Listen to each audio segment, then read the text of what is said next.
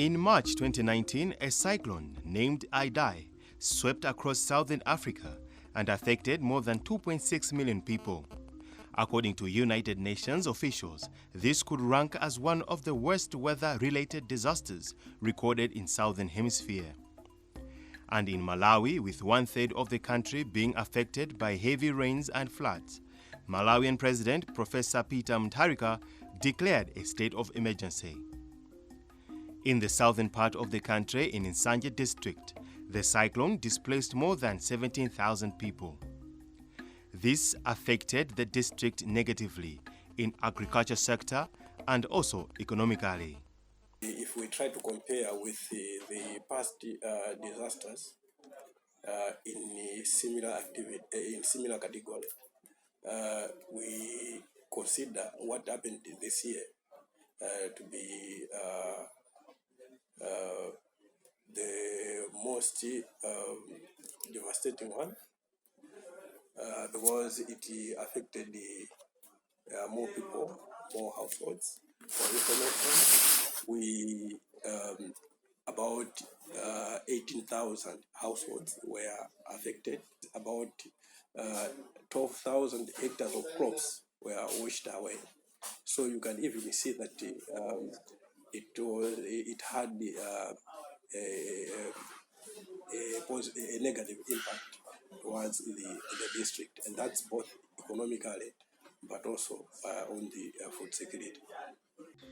This prompted different stakeholders to intervene, and one of them is Down Church Aid, DCA, which partnered with Churches Action in Relief and Development, CARD, which is a local non-governmental organization that saves the most vulnerable communities in Malawi.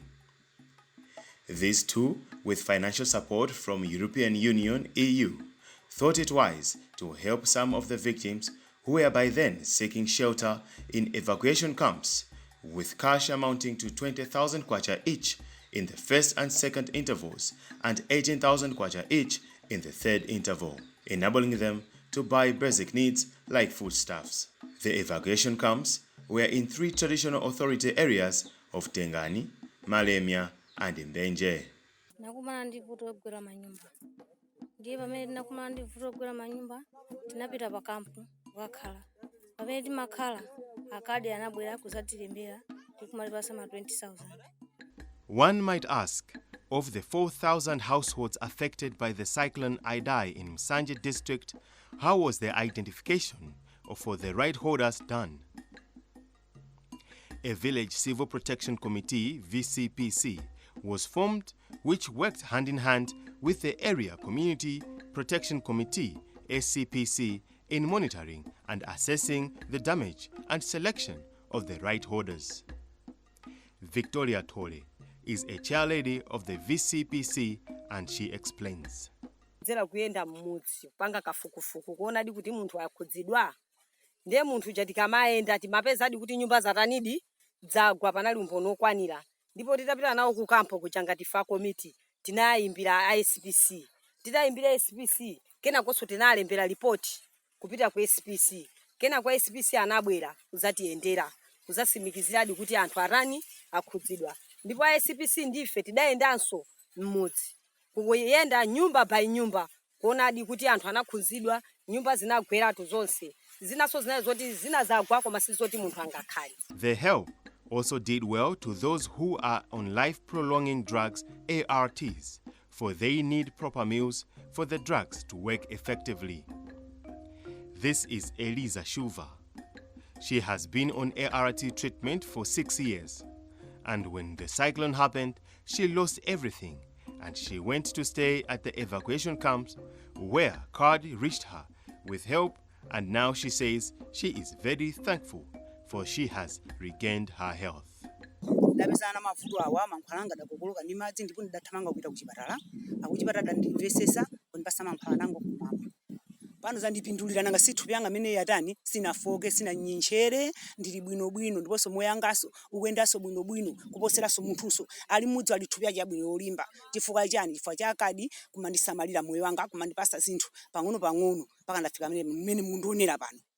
When it was time to go back to their respective homes to rebuild, These people were skeptical, but thanks to DCA through CARD with the timely provision of maize seeds and fertilizer to enable winter cropping using residual moisture supplemented by irrigation technology using treadle pumps.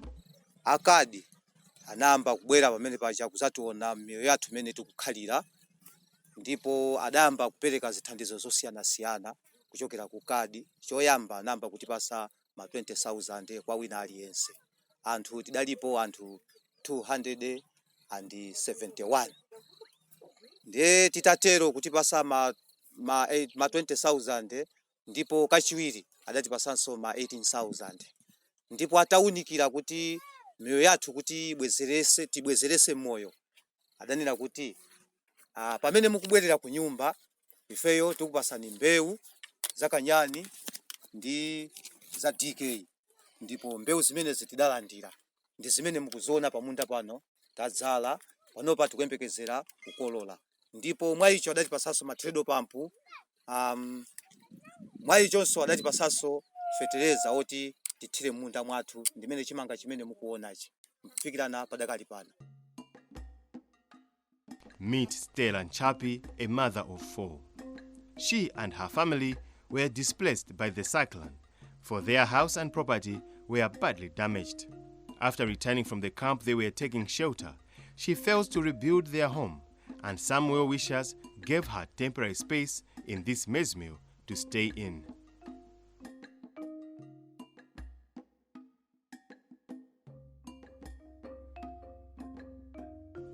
Stella is very grateful for the financial support she received during and after her stay in the evacuation camp, and also the seed, fertilizer, and the treadle pump after her stay in the camp, citing that it has helped her home to become food secure, for she has harvested 25 bags of maize.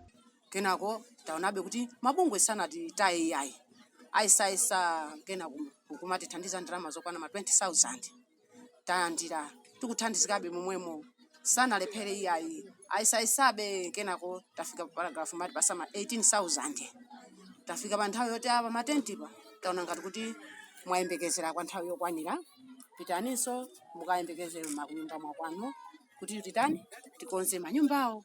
Ndiye kenako tikuonabe kuti programu ija ikupitirirabe ngakhale timakhala makumbi mwathumo ma 18,000 tikulandirabe. Kenako mbewu masarapikita mbewu anamba kuti pasa ukamba ulendo oyamba atipasa kanyani. Kenako atimvera chifundo ati aita asintheni mbewu atipasa ma DK. Kenako ma fertilizer momwemo. Ndera na kuti mabungwewa munthawi imene amatithandiza zimenezo ngakhale makumana ndi zipinzo koma iwo amaisa. Ndiye kuma treadle pump talandira tinawo.